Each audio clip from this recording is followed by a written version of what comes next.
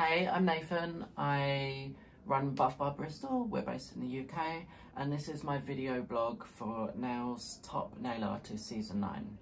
So I'm going to start off with explaining what my situation is, which is that I'm not currently based in the UK.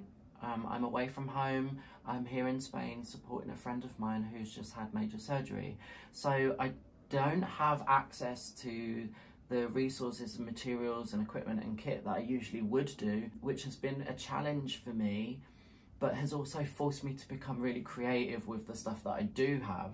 I am inspired by an artist called Bart Hess, who creates these beautiful pieces of work that are all about interacting with the body. He uses household objects such as shaving foam and latex balloons and toothpicks to create these really performative pieces that exist as either live performances or documentation like images and video.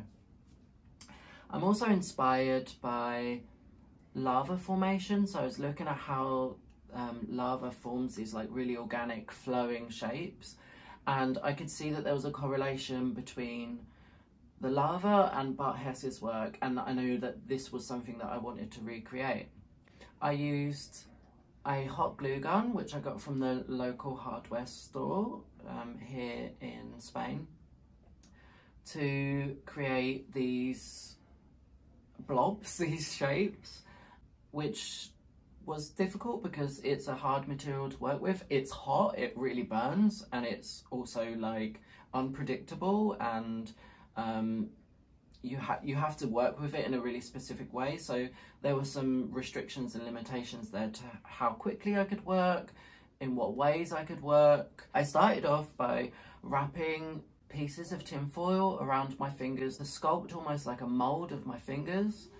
I would then apply a foundation, like a structure of the hot glue, and then I would slowly build the hot glue up to create this really organic flowing shape. I had to be careful about how these shapes were formed in terms of the direction that the drips were going down, because I wanted it to look like these like miniature sculptures were actually oozing from my nails. So that was quite tricky, but I think I managed it quite well.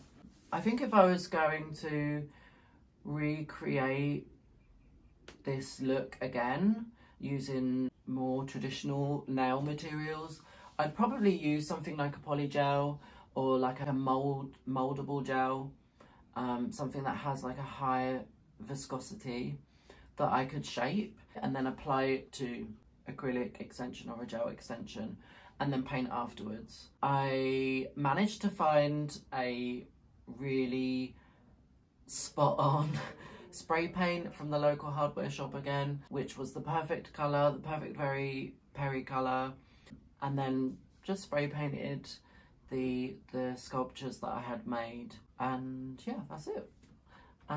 It sounds really simple, but actually it was really tricky, and there was lots of like experimentation and thought that went into making something that looks really simple. Actually, yeah, it was quite hard to do, but I'm really happy with them, and I hope you like them too.